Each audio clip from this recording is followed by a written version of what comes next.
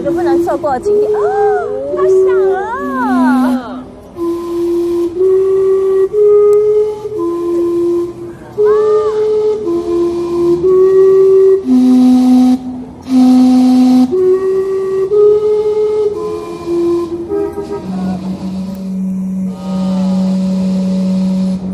这个蒸汽钟这么有名 ，postcard 上面会不会有啊？哦，你说下明信片本朋友啊？对呀，是不是 ？Let's write some postcards to friends。应该有啦，是个城市的精神象征。我想明信片应该有。那我们去找找看好了。这附近很多那种索尼尔的店啊。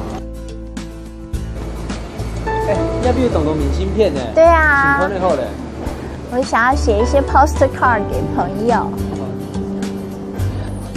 你觉得刚刚我说那个蒸汽钟怎么样？不错。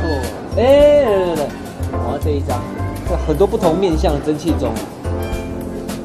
那我要这一张好了。哇，你这张很可爱耶，它用画的，画风的，不同的感觉哦。那就这样吧。好，去结账。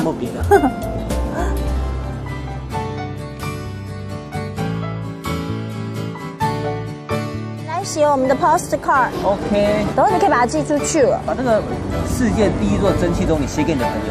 对。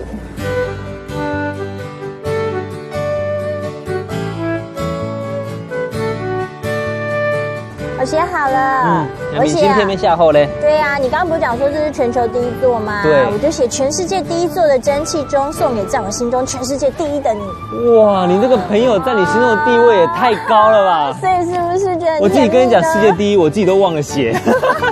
不过我觉得这是一个蛮有历史文化内涵的城市啊，我希望可以跟大家一起分享。好吧，那我们赶快寄给他们，好不好？把这个 postcard 寄给他们。OK，go。Let's write some postcards to friends。下明信片本朋友哦，干够懂贴片嘞。